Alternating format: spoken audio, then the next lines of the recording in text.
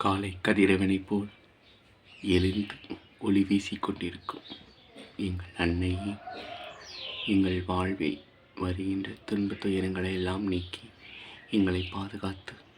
இந்த வீடியோவை பார்க்கும் ஒவ்வொரு குடும்பங்களையும் ஒவ்வொரு மக்களையும்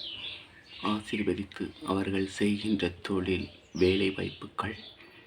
எல்லாம் செழித்தோங்க செய்து கடன் தொல்லை கஷ்டங்கள் எல்லாம் நீங்கி மன நிம்மதி கிடைத்து